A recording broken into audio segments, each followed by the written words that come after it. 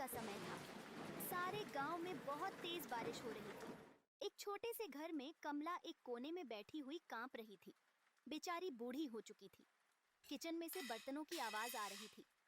कमला की बहू जानबूझकर बर्तन जोर जोर से रख रही थी ताकि कमला को तंग कर सके। बहू, मुझे खाना ला दो। मुझे बहुत भूख लगी है। भूख की वजह से चक्कर आ रहे हैं। माँ जी, खाना नहीं पड़ा। जो पड़ा हुआ है वो अर्जुन के लिए रखा हुआ है। मुझे भी बहुत भूख लगी थी, मैंने थोड़ा सा खा लिया। पता नहीं आपको बार बार भूख क्यों लग जाती है। दोपहर को तो आपने खाना खाया था। कमला बेचारी भूखी ही सो जाती है। अगले दिन सुबह बेचारी कमला भूख की वजह से बहुत कमजोर हो जाती है। वह बहू के पास किचन में जाती है। देखती है कि खाना नहीं पड़ा हुआ। वह बहू से पूछती है, खाना नहीं बनाया क्या? मुझे बहुत भूख लगी है। माँ, खाना नहीं बचा। अर्जुन और मैंने मिलकर खाना खा लिया था, आपके लिए नहीं बचा। आप काम तो करती नहीं हैं और आपको भूख भी हमसे ज्यादा लगती है। ये घर है, कोई धर्मशाला नहीं जहाँ पर आपको हर समय खाना मिले। बेचारी कमला बहू से कुछ नहीं बोलती और अपने कमरे में जाकर बैठ जाती है। दोपहर को अर्जुन घर आता है। वह माया से पूछता है, माया, माँ कहाँ है? दिखाई नहीं दे रही।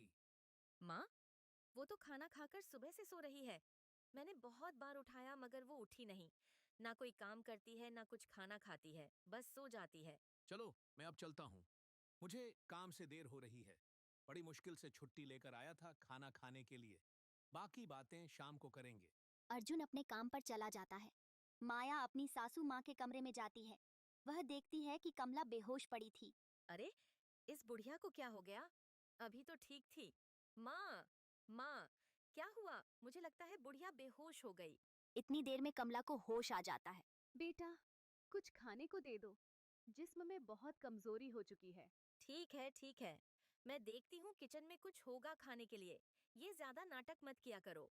बताओ भला, भूख की वजह से कोई बेहोश होता है क्या? माया कमला के लिए कुछ खाने को ला रही थी।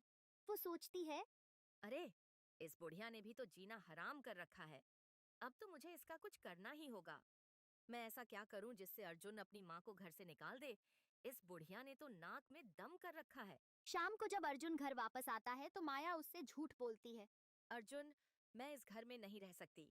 मैं बस अपने मायके जाऊंगी। अब मैं एक पल भी इस घर में नहीं रहूंगी। अरे माया, क्या हुआ? तुम ऐसा क्यों बोल रही हो?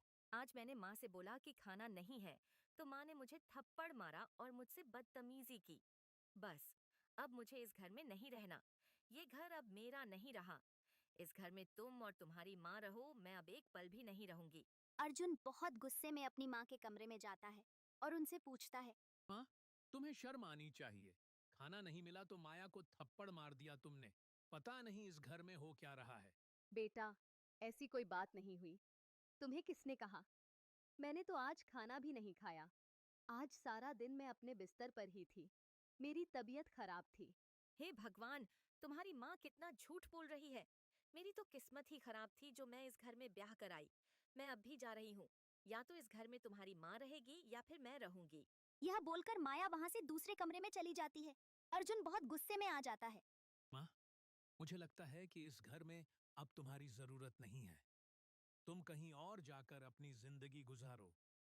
हमें हमारी जिंदगी सुकून से जीने दो।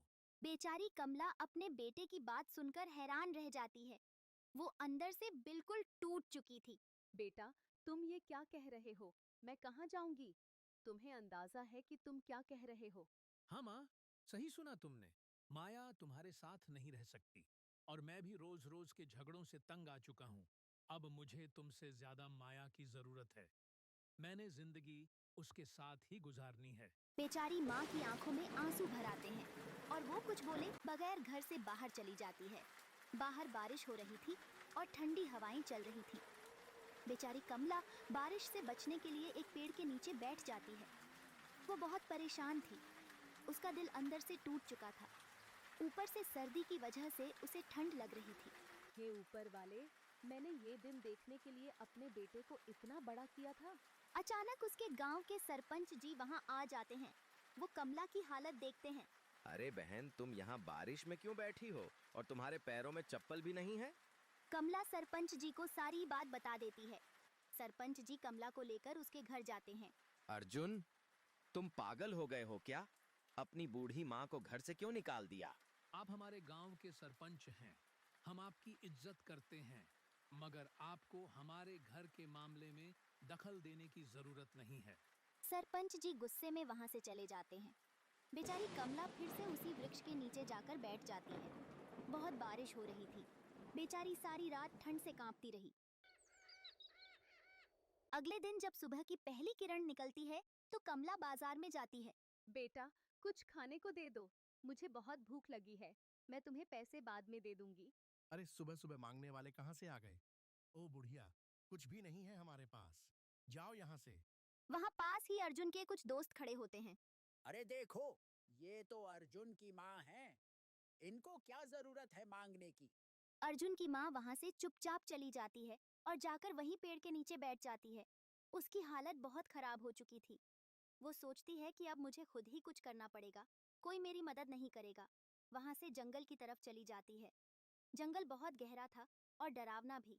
अचानक कमला की नजर एक साधु बाबा पर पड़ती है जो बैठकर तपस्या कर रहे होते हैं।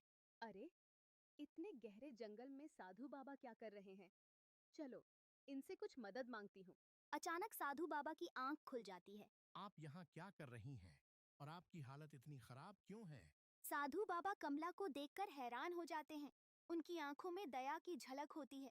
कमला की हालत देखकर वो उसे बैठने को कहते हैं। आपकी शक्ल से लग रहा है कि आप बहुत दुखी हो। बताइए क्या हुआ? जंगल के इस सुनसान हिस्से में कोई ऐसे ही नहीं आता। बाबा, मैं क्या कहूँ? अपनी कहानी सुनाने की हिम्मत ही नहीं बची है।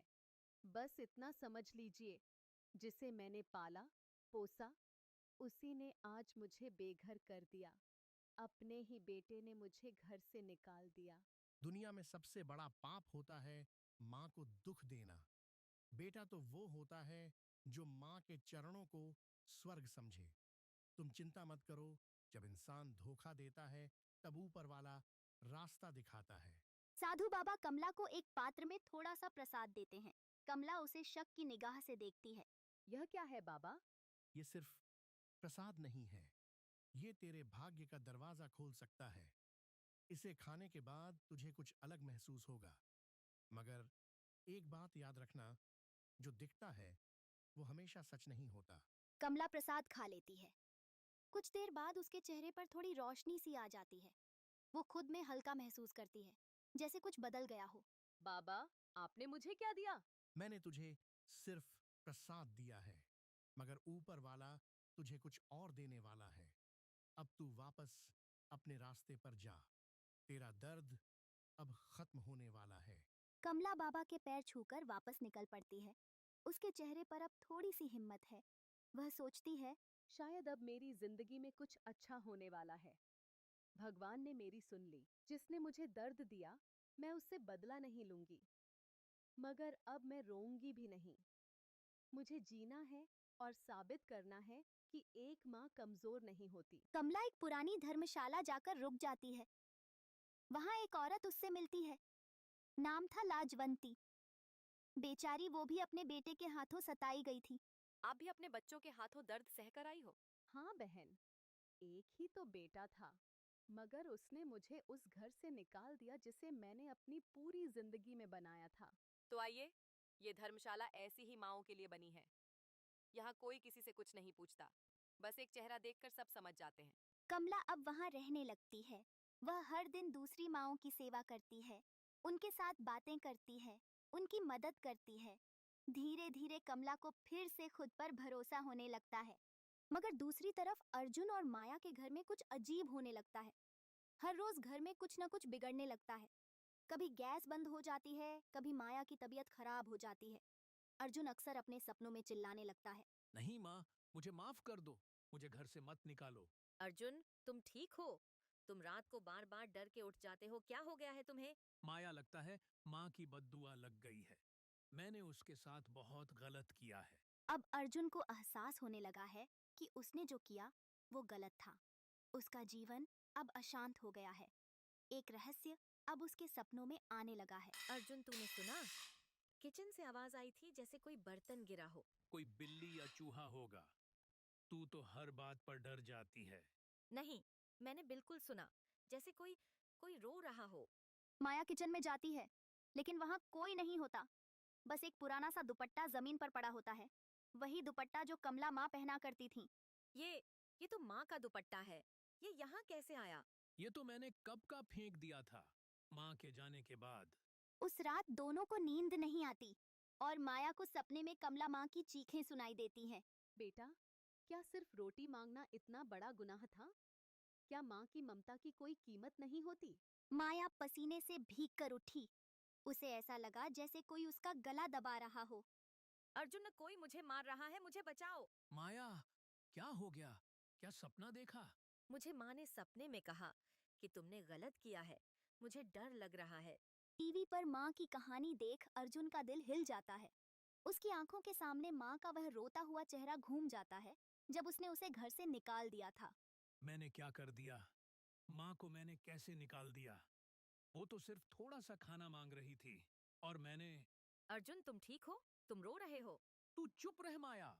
अगर तूने झूठ नहीं बोला होता तो माँ आज इस हालत में नहीं होती। मैंने मैंने गलती की थी, लेकिन तुमने भी तो बिना जांचे माँ को घर से निकाल दिया था। माँ ने कभी किसी से बुरा नहीं किया, और तुमने उनके लिए क्या क्या नहीं कहा। अर्जुन गुस्से में बाहर निकल पड़ता है। सीधे उसी आश्रम की तरफ चलता है जहाँ टीवी चैनल ने माँ का पता बताया था। कमला जी, आज आप टीवी पर आई हैं। पूरा देश आपको देख रहा है।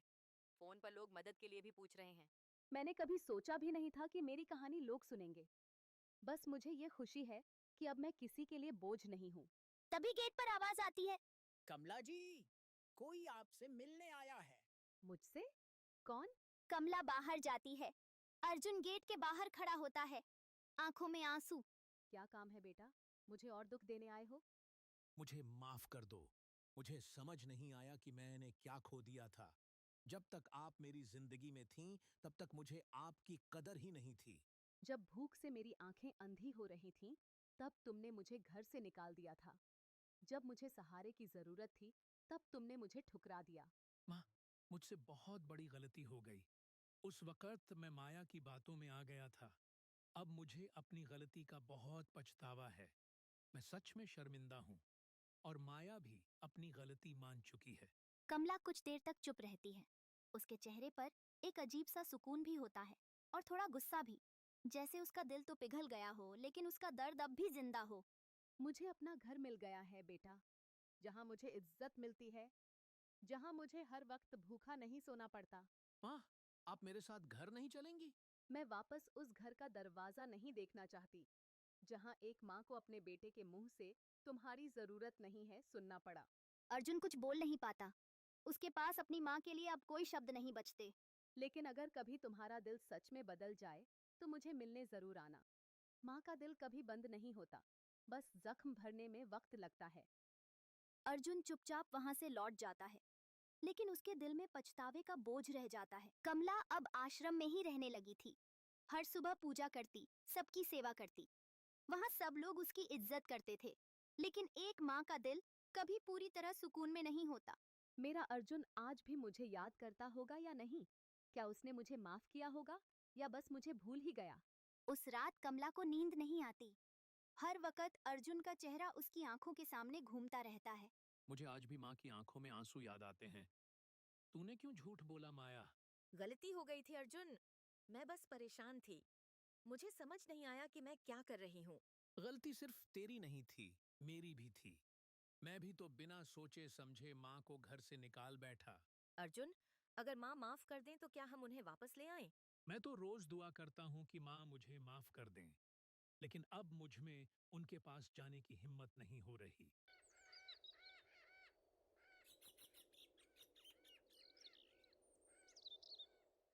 2 दिन बाद एक न्यूज चैनल दोबारा कमला की कहानी दिखाता है। इस बार लोगों की प्रतिक्रिया और भी ज्यादा होती है। कुछ लोग तो आश्रम आकर कमला से मिलने भी आते हैं। माता जी, आपका बेटा आज भी आपके लिए रोता है। हमने उसे इंटरव्यू में देखा, वह आपसे माफ़ी मांग रहा था। बेटा, माफी सबसे बड़ा दान होता है, लेकिन जख्म भरने में वक्त लगता है। कमला, तुम्हारा दिल अब भी बेटे के लिए तड़पता है। मैंने देखा है। माँ तो कभी भी अपने बच्चे से दूर नहीं हो सकती, पर जहाँ उसे इज्जत ना मिले, वहाँ रुके रहना भी तो गलत है ना? सही कहा तुमने। लेकिन कभी कभी रिश्ते दोबारा जोड़ने के लिए किसी एक को झुकना पड़ता है, और माँ का दिल तो दरिया होता है। अगर अर्जुन सच में बदल गया है तो मैं उससे मिलने जाऊंगी। अगले दिन कमला एक छोटी सी पोटली लेकर अपने घर की तरफ चलने लगती है। पता नहीं अर्जुन मुझे देखकर खुश होगा या नहीं, पर मुझे उसके चेहरे का सच देखना है। कमला अपने घर का दरवाजा खटखटाती है। अर्जुन बाहर आता है। माँ, माँ, आप? बेटा, आई थी देखने, क्या मेरी जगह अब भी तेरे दिल में है या नहीं? माँ, आप आ गईं? मुझे माफ कर दो माँ, एक बार मुझे गले से लगा। कमला अपने बेटे को गले से लगा लेती है। दोनों की आंखों में आंसुओं का समुंदर होता है।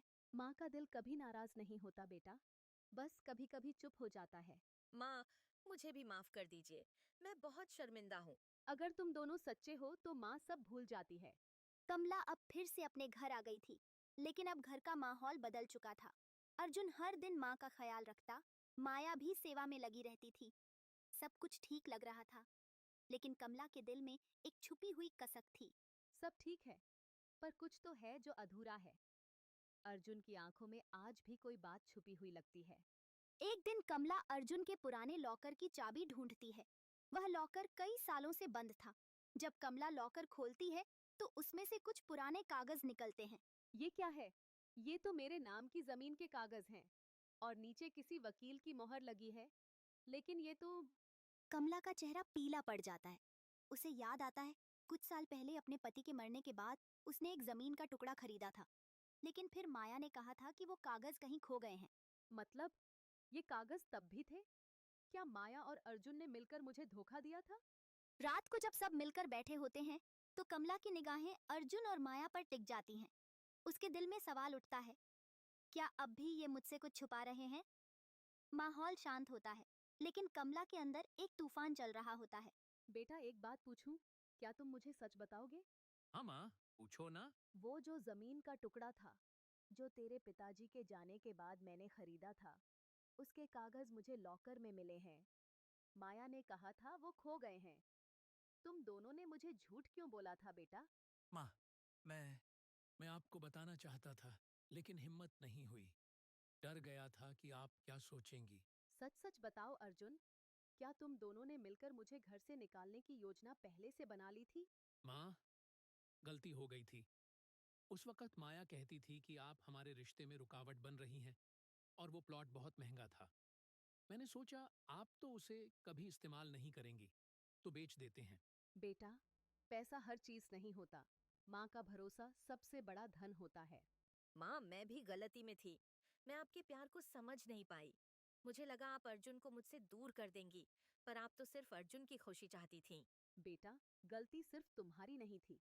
तुम्हारे डर ने तुम्हें इंसान से पत्थर बना दिया, पर इंसान कभी भी बदल सकता है। अगले दिन कमला मंदिर जाकर शांति पाठ करती है। वहां उसे एक छोटी लड़की मिलती है जो फटे कपड़ों में होती है। आंटी, कुछ खाने को मिलेगा? कल से कुछ नहीं खाया। चल बेटा, मेरे साथ चल, मैं तुझे खाना भी दूंगी, कपड़े भी। कमला उस छोटी लड़की को अपने घर ले आती है। अर्जुन और माया दोनों उसे देखकर हैरान रह जाते हैं। माँ, ये कौन है? ये मेरी बेटी है। इसकी माँ भी इसे छोड़कर चली गई थी, जैसे एक वक्त तुम लोगों ने मुझे छोड़ दिया था। पर मैं माँ हूँ, और माँ कभी किसी को अकेला नहीं छोड़ती। कमला अब सिर्फ एक माँ नहीं रही थी, वो एक मिसाल बन चुकी थी।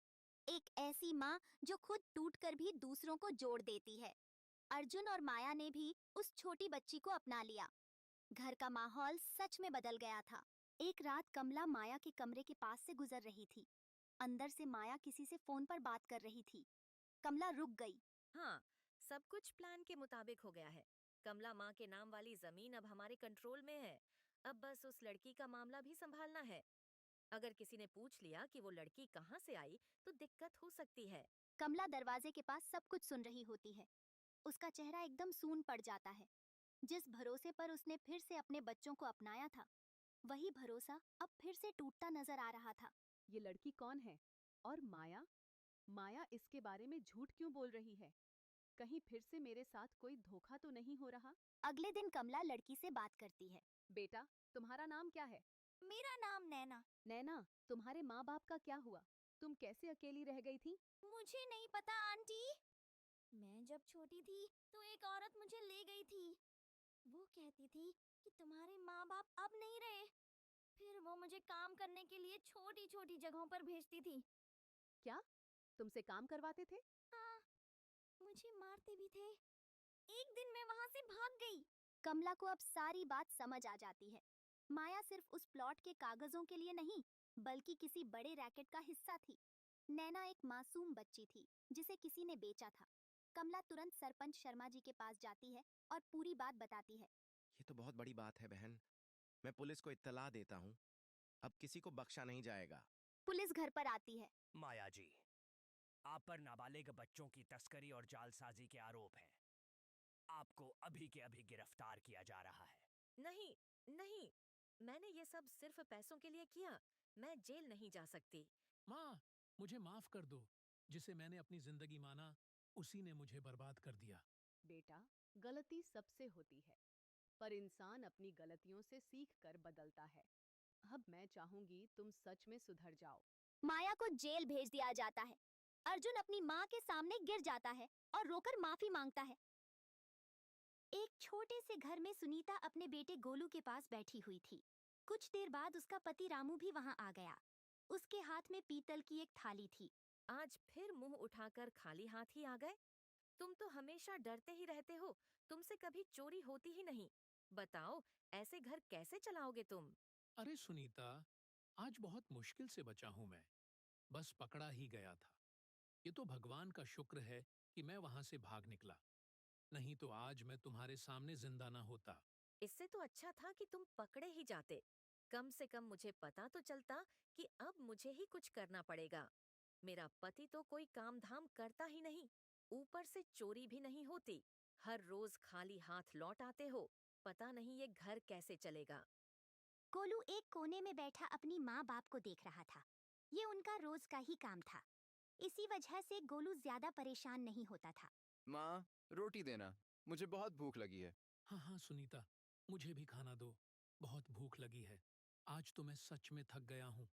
कुछ काम धाम तो करते नहीं, ऊपर से भूख भी इन्हें बहुत लगती है। आज तुम्हें बस एक ही रोटी मिलेगी। अगर ऐसे ही चलता रहा तो कुछ दिनों में वो भी बंद हो जाएगी। हे भगवान, कैसा पति दिया है मुझे। मैं तो इससे तंग आ चुकी हूँ। रामू और गोलू चुपचाप खड़े रहे। उन्हें पता था कि अगर हम कुछ बोलेंगे तो सुनीता लड़ाई शुरू कर देगी। सुनीता, मैं बूढ़ा हो चुका हूँ। अब मुझसे चोरी नहीं होती। काम करने का भी मन नहीं करता। मैं कल कुछ ना कुछ बड़ा हाथ मारूंगा, चाहे जितना भी खतरा हो। ऐसे तो ये घर नहीं चलेगा। अगली शाम रामू चोरी करने के लिए घर से निकल जाता है। चारों तरफ बहुत अंधेरा होता है। कुछ देर बाद वो दूसरे गांव पहुंचता है। वहां उसे एक बड़ी सी गाय दिखती है जो बहुत खूबसूरत थी। रामू उसे चुराने का सोचता है। अरे वाह, मेरी तो किस्मत ही खुल गई। अगर मैं इसे चुराकर बाजार में बेच दूं, तो कुछ दिन आराम से निकल जाएंगे। चलो, इसे ले जाता हूँ। रामू उस गाय को खोलकर अपने साथ ले जाता है। कुछ देर बाद वो अपने घर के दरवाजे पर पहुंच जाता है। सुनीता, आज तुम बहुत खुश हो जाओगी, क्योंकि मैंने आज बहुत बड़ा हाथ मारा है। अब हमारी गरीबी दूर हो जाएगी। ऐसी क्या चीज ले आए हो तुम जो इतने खुश हो? नजर तो कुछ नहीं आ रहा। बाहर आकर देखो, बाहर। सुनीता उस गाय को देखकर हैरान हो जाती है और अंदर से खुश भी होती है। बेचारा गोलू चुपचाप खड़ा रहता है। कुछ देर बाद वे गाय को अपने घर के पीछे बांधकर सो जाते हैं। अरे, सुबह हो गई। उठो सुनीता, मैं गाय को बेचने के लिए बाजार जा रहा हूँ। रामू गाय को लेकर बाजार जाता है। वहां पर उसे एक व्यापारी नजर आता है। अरे भैया, मैंने यह गाय बेचनी है। क्या तुम खरीदोगे? गाय तो अच्छी है तुम्हारी, मगर मैं सिर्फ इसका 1500 रुपये ही दूंगा। इससे ज्यादा नहीं मिलेगा तुम्हें। अगर बेचनी है तो बताओ। रामू गाय को बेचकर घर आ जाता है और अपनी पत्नी के हाथ में सारे पैसे रख देता है। बस इतने ही? यह तो बहुत कम है। गाय कितने की बिकी? अरे सुनीता, शुक्र करो, चोरी की गाय थी। इतने पैसे तो मिले। ना होने से तो अच्छा है ना। बस अब हम आराम से रहेंगे, और मैं भी कुछ दिन आराम कर लूंगा। बहुत थक चुका हूँ चोरियां करते करते। खबरदार, अगर तुमने आराम करने का सोचा तो तुम रोज चोरी करोगे। तभी हमारे हालात बदल पाएंगे, नहीं तो ऐसा ही चलता रहेगा, कभी खा लिया कभी भूखे ही। रामू बेचारा चुप हो जाता है। जैसे ही शाम होती है, सुनीता रामू से कहती है, अरे आज तो बाहर बहुत अंधेरा है, जाओ रामू कुछ अच्छी सी चीज चुरा कर लाओ, चाहे जो भी हो जाए, खाली हाथ मत आना। मैं नहीं जाऊंगा। आज मेरा तो पूरा जिस्म दर्द कर रहा है। ऐसे ही दोनों झगड़ते रहते हैं, मगर रामू चोरी करने से मना कर देता है। अचानक उसकी नजर गोलू पर पड़ती है जो कोने में बैठा होता है। अब गोलू भी बड़ा हो चुका है, इसको चोरी करने भेजते हैं। चोरी करेगा तो चोर बनेगा ना। मैं तो अब बूढ़ा हो चुका हूँ, अब गोलू ही घर संभालेगा। हाँ, यह तो मैंने सोचा ही नहीं। गोलू बेटा, अब से तुम अपने बाप का काम पकड़ लो, इससे तो कुछ होता नहीं, तुम्हें ही कुछ करना पड़ेगा। मैं नहीं जाऊंगा। मुझे डर लगता है और मुझे चोरी करनी भी नहीं आती। रामू और सुनीता उसे मना लेते हैं और चोरी करने के लिए भेज देते हैं। रात का घना अंधेरा था। गोलू चलते चलते किसी और गांव में पहुंच जाता है। उसके चेहरे पर डर साफ नजर आ रहा था। गोलू का दिल बहुत जोर से धड़क रहा था। उसने कभी इतना अंधेरा और सन्नाटा नहीं देखा था। धीरे धीरे वो गांव की गलियों में आगे बढ़ने लगा। हे भगवान, मैं क्या कर रहा हूँ? मुझे घर वापस जाना चाहिए, पर माँ और बाबा को खुश भी तो करना है। थोड़ी दूर जाकर उसकी नजर एक मकान पर पड़ती है जिसका दरवाजा आधा खुला था। अंदर से हल्की रोशनी आ रही थी। उसके पैर वहीं जम गए। यहाँ से कुछ चुरा लेता हूँ, जल्दी से काम करके भाग जाऊंगा। वो धीरे से अंदर चला गया। घर में एक बूढ़ी औरत सोई हुई थी। मेज पर एक बड़ा बर्तन रखा था। गोलू ने ध्यान से सुना। वह बूढ़ी औरत गहरी नींद में सो रही थी। ये बर्तन ही ले जाता हूँ, लगता है ये किसी काम का होगा। जैसे ही उसने बर्तन उठाया, वो हल्की सी आवाज कर गया। बूढ़ी औरत ने अपनी आंखें खोल दी। कौन है वहाँ? अरे नहीं, मैं पकड़ा गया। वह बूढ़ी औरत खुद उठ नहीं पाई, बस जोर जोर से चिल्लाने लगी। चोर चोर, कोई पकड़े इस चोर को। हे ऊपर वाले, अब क्या करूं? वो बर्तन लेकर भाग गया। उसका दिल बहुत जोर से धड़क रहा था। उसने देखा कुछ लोग दूर से दौड़कर उसकी तरफ आ रहे थे। वो गांव से निकलकर अंधेरी गलियों में चला गया। उसकी सांस फूल गई थी। आखिरकार वो घर पहुंच गया। अरे गोलू, जल्दी बता क्या लाया है। माँ, मैं ये बर्तन लाया हूँ, पर लोग मेरे पीछे आ रहे थे। मुझे बहुत डर लग रहा है। अरे वाह बेटा, पहली बार में ही बड़ा काम कर दिया। तू तो असली चोर बन गया। सही कहा, देख तो सही ये क्या है, शायद इसमें कुछ होगा। सुनीता ने बर्तन खोला। अंदर से गहनों की थैली निकल आई। सुनीता और रामू दोनों के चेहरे खुशी से चमक उठे। अरे भगवान, इतने सारे गहने, हमारी किस्मत बदल गई गोलू। बेटा, तू तो हमारा राजा बेटा निकला। अब हम कभी भूखे नहीं रहेंगे। माँ, बाबा, मुझे अच्छा नहीं लग रहा। मैंने चोरी की है। वो बूढ़ी औरत रो रही थी। चुप कर, ऐसे मौके रोज नहीं मिलते। जो मिल गया उसे अपना समझकर रख लेते हैं। सुनीता सही कह रही है। अब किसी को कुछ नहीं बताना, समझा गोलू? पर अगर पुलिस आ गई तो? पुलिस तब आएगी जब तू बोल देगा, और तू बोलने वाला नहीं है। अब जल्दी सो जाओ। सुबह हम गहने बेचने जाएंगे, उसके बाद हमारी जिंदगी बदल जाएगी। गोलू चुप हो गया, पर उसका मन अब भी घबरा रहा था।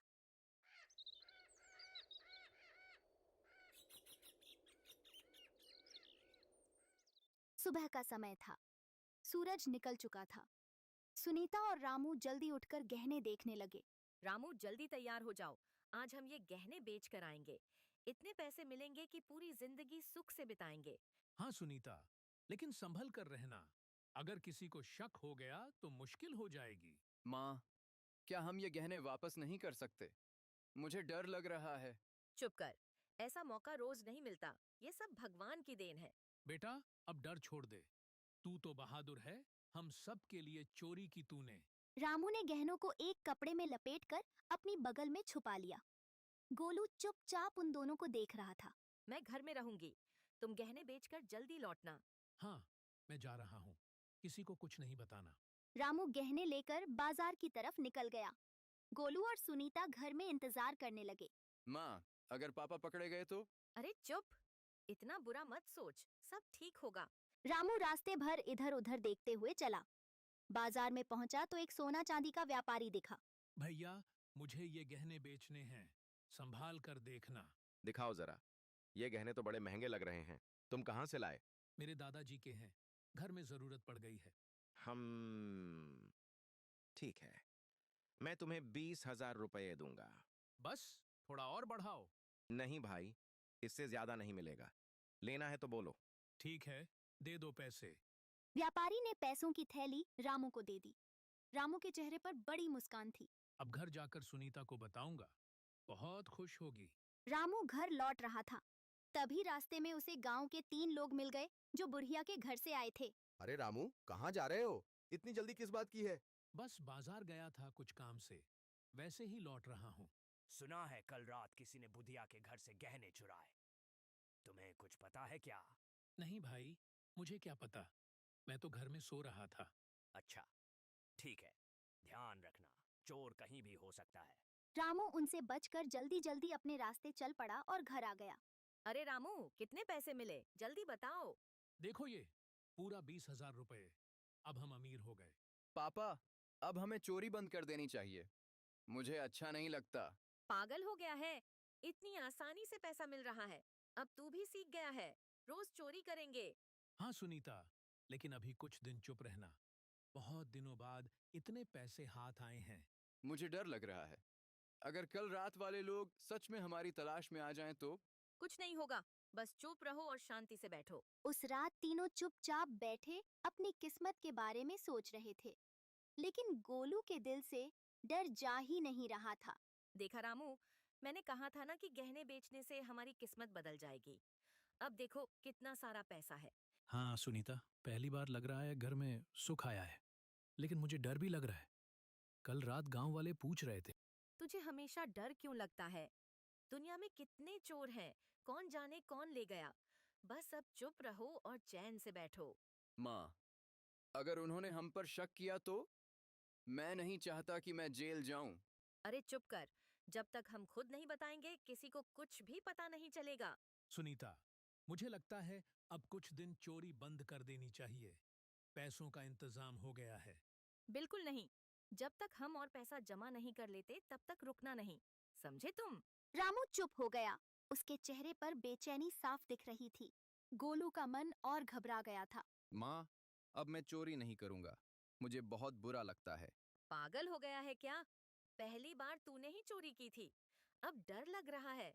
मुझे नहीं करना, बस। चुप रह, अगर घर में रोटी खानी है तो चोरी भी करनी पड़ेगी, समझा? सुनीता, आज तू जा चोरी करने, मैं और गोलू घर पर रहेंगे।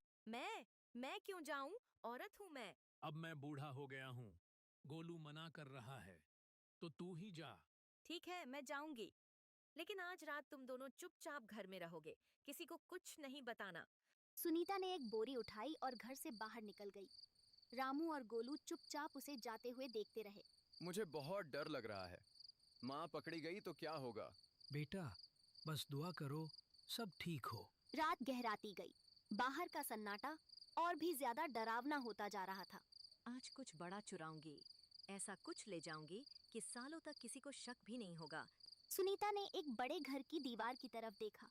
अंदर गहरा अंधेरा था।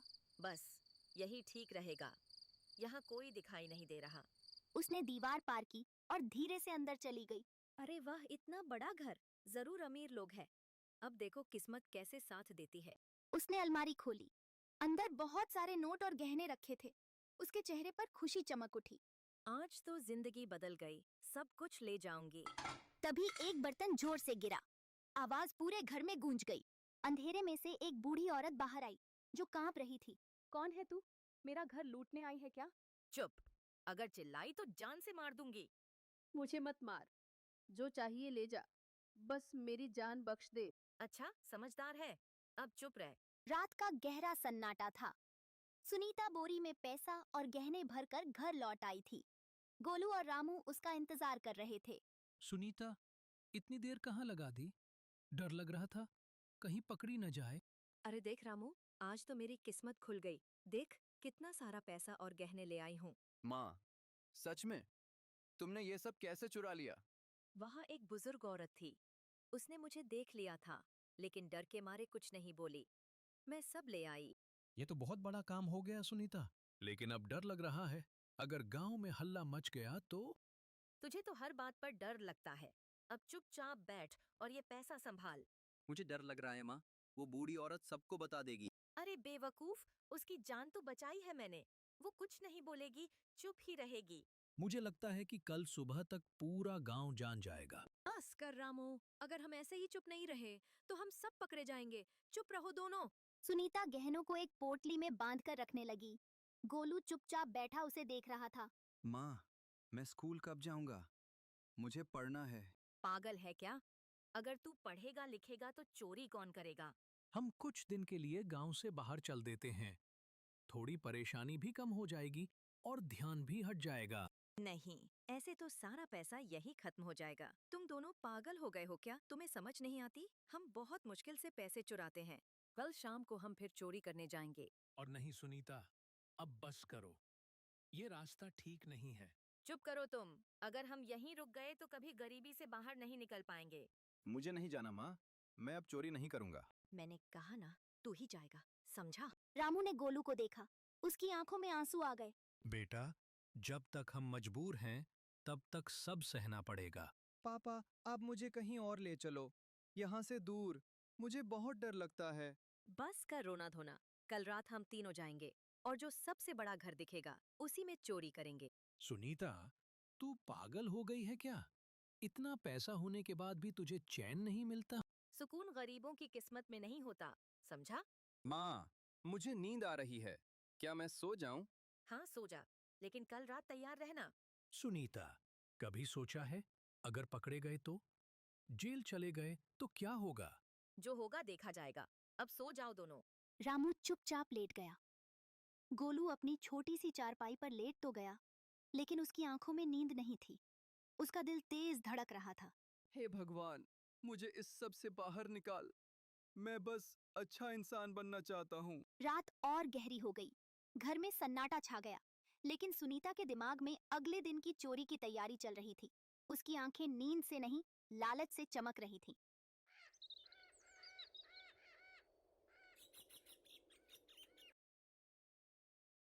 देखो, आज रात कोई बहाना नहीं चलेगा। जो मैं कहूंगी वही करोगे, समझे दोनों? सुनीता, अब डर लगता है। पिछली बार मुश्किल से बचे थे। तुम्हें तो पैदा होते ही मर जाना चाहिए था। चुप रहो और मेरे साथ चलो। माँ, मैं सच में नहीं जाना चाहता। मुझे बहुत डर लग रहा है। अगर डर लग रहा है तो घर छोड़कर चले जाओ, लेकिन याद रख, गरीबी में जीना उससे भी बड़ा डर है। बेटा, तुम्हारी माँ ठीक कह रही है। बस आज रात कर लेते हैं, फिर कुछ दिन रुकेंगे।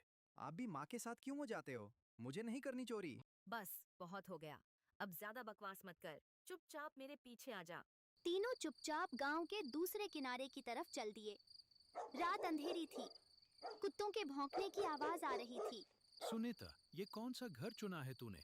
वही बड़ा घर देखा? उस रात वहाँ से रोशनी आ रही थी। लगता है अमीर लोग हैं। आज वहीं चोरी करेंगे। अगर पकड़े गए तो क्या होगा? चुप रह, सब संभाल लूंगी। देखो, वहां से एक आदमी जा रहा है। कहीं देख ना ले। कहीं नहीं देखने वाला। तू भी ना रामू, हमेशा डराता रहता है। बस आज किस्मत खुल जाए। सुनीता, जल्दी करना। गोलू को बाहर ही रखते हैं। नहीं, गोलू भी सीखेगा। आज पहली बार घर के अंदर आएगा। माँ नहीं, मुझे बाहर ही रहने दो। मैंने कहा ना, चुपचाप मेरे साथ चल। तीनों धीरे धीरे घर के अंदर घुस गए। सुनीता अलमारी तक पहुंची और ताला तोड़ दिया। देखो, कितना पैसा और गहने हैं यहाँ। सब उठाओ। बस थोड़ा ले लो, ज्यादा लेंगे तो शक हो जाएगा। सब ले जाएंगे। मौका बार बार नहीं मिलता। माँ, जल्दी करो, मुझे बहुत डर लग रहा है। बस हो गया, चलो अब निकलते हैं। अरे सुनीता, भाग, कुत्ता काट लेगा। तीनों जान बचाकर भाग रहे थे। कुत्ते पीछे पीछे भौंक रहे थे। घर पहुंचकर सबने चैन की सांस ली। सुनीता ने थैला नीचे रखा और इधर उधर देखने लगी। देखा, क्या किस्मत है मेरी। कितना सारा पैसा ले आई हूँ। माँ, अब नहीं जाऊंगा कभी। मुझे डर से बुखार आ गया है। बस सुनीता, अब और नहीं। अब बंद करो ये सब। पागल हो क्या? अभी तो और बड़ा काम करना है। अब घर बदलेंगे, ये पैसा छुपाना पड़ेगा। मुझे कुछ नहीं चाहिए, मुझे पढ़ाई करनी है। पढ़ाई से रोटी नहीं मिलती, पैसा से मिलती है, समझा? रात का सन्नाटा फिर घर में छा गया, लेकिन तीनों के चेहरे पर अलग अलग डर था। सुनीता की आंखों में पैसे का लालच था और रामू गोलू की आंखों में सिर्फ डर। अगली सुबह घर में तनाव का माहौल था। सुनीता कल रात की चोरी से खुश थी, लेकिन गोलू और रामू अब और ज्यादा डर गए थे। देखो रामू, अब मुझे ये घर छोटा लगने लगा है। इतना पैसा हो गया है, अब बड़े शहर में घर लेंगे। पता नहीं सुनीता, ये सब ठीक नहीं लग रहा। गोलू का मन भी टूट गया है। तो क्या गरीबी में मर जाएंगे? अभी से कमजोर पड़ गए? सुनीता, मैं सच कह रहा हूँ, आज से मैं मजदूरी शुरू करूंगा। गोलू का भविष्य मैं बर्बाद नहीं होने दूंगा। मजदूरी तुमसे होती नहीं, सिर्फ बोलने की बातें मत करो। कल भी यही बोला था।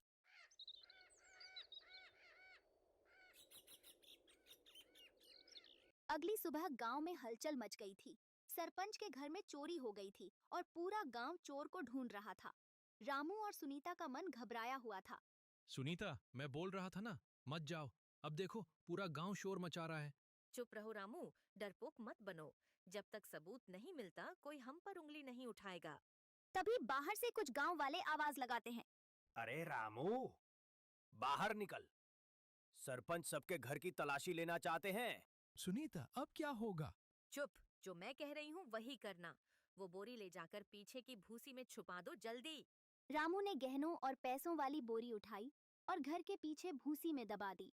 थोड़ी देर में सरपंच और गांव वाले अंदर आ गए। सुनीता, रामू, तुम दोनों का घर तलाशी लेंगे, कोई ऐतराज तो नहीं? हमें क्यों ऐतराज होगा? देख लो सब कुछ, हम चोर नहीं हैं। यहाँ तो कुछ नहीं मिला। चलो अगले घर, पर याद रखना, चोर पकड़ा जरूर जाएगा। सब चले गए। रामू ने गहरी सांस ली। सुनीता, देख लो, आज बच गए पर कल फिर आएंगे। मैं डर डर के नहीं रह सकता। डर कर तो कभी पैसा नहीं कमा सकते। तुम और गोलू बस कांपने के लिए बने हो। माँ सच बताओ, अब कभी चोरी नहीं करोगे ना? तुम्हें कुछ नहीं समझ आएगा। जब रोटी के लिए पैसा नहीं होता, तब इंसान सब कुछ कर लेता है। बस सुनीता, अब और नहीं। मैं कल सरपंच के पास जाकर सब सच बता दूंगा। ये बोझ मैं नहीं उठा सकता। पागल हो गए हो? अगर तुमने सच बोला तो सब बर्बाद हो जाएगा। गोलू को जेल में पालोगे क्या? जेल से ज्यादा बुरा तो ये डर है। मैं भी डर गया हूँ। हर वक्त यही लगता है कि कोई हमें पकड़ लेगा। पागल हो गए हो? ये तुम्हारा आखिरी फैसला है? तुम दोनों ने मिलकर सब कुछ खत्म कर दिया। अच्छा जाओ, सरपंच के पैर पड़ लेना, शायद माफ कर दे। पर याद रखना, जेल में रोटी मिले न मिले, मैं तुम दोनों को वहाँ देखकर सुकून पाऊंगी। रामू सीधा सरपंच के घर पहुंचा। अरे रामू, सुबह सुबह क्या बात है? तुम्हारा चेहरा क्यों उतरा हुआ है? रामू सरपंच जी को सारी बात सच सच बताता है। क्या? तुम तो कभी इतना बड़ा काम नहीं करते थे। मजबूरी थी। गरीबी से लड़ते लड़ते चोर बन गया, पर अब और नहीं। सरपंच जी, मैं गवाह हूँ। मेरे माँ बाप दोनों ने मिलकर ये चोरी की थी। रामू, तुमने गलत किया, पर तुम्हारा सच बोल देना बड़ी बात है। तुम दोनों की सजा तो तय होगी, पर मैं पंचायत बुलाऊंगा। तुम्हें उनके सामने सब बताना होगा। मैं तैयार हूँ सरपंच जी। सरपंच ने लोगों को बुलाया। पूरा गांव इकट्ठा हो गया। सब रामू को गुस्से से देख रहे थे। बेशर्म, अपने ही गांव में चोरी करता रहा और अपने बेटे को भी चोर बना दिया। शर्म करो।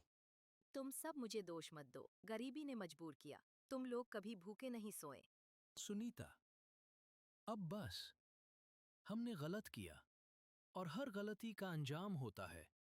मैं तैयार हूँ सजा के लिए। मैं भी आपके साथ रहूंगा।